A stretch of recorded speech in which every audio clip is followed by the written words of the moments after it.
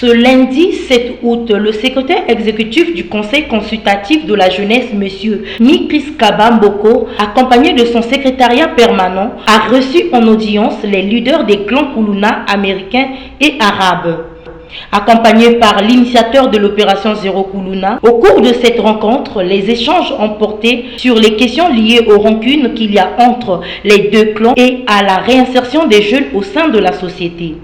Nous disons que ce n'est pas en posant des actes répréhensibles que l'on peut avoir l'écho, que l'on peut avoir le soutien du gouvernement, que l'on peut avoir le soutien de la société, des mécènes, etc.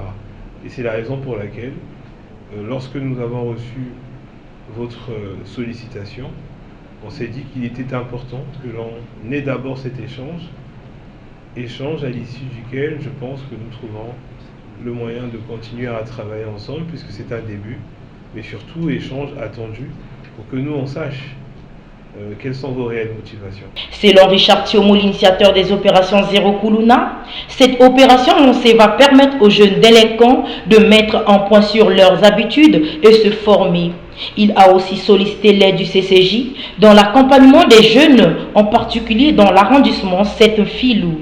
C'est une opération qu'on a lancée qui va permettre de faire la réinsertion des jeunes au sein de la société pour que ces jeunes-là puissent laisser le phénomène des bébés noirs. C'est-à-dire ces jeunes-là doivent apprendre des métiers.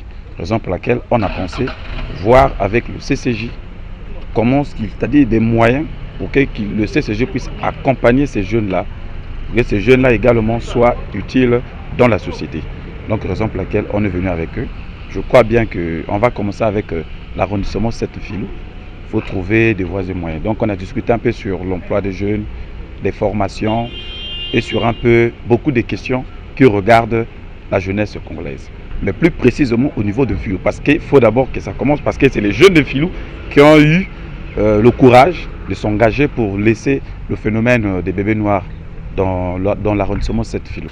Au sorti de cette audience, le CCJ et l'initiateur de l'opération Zéro Kuluna s'est dit satisfait de la rencontre et vise d'atteindre les objectifs qui se sont fixés.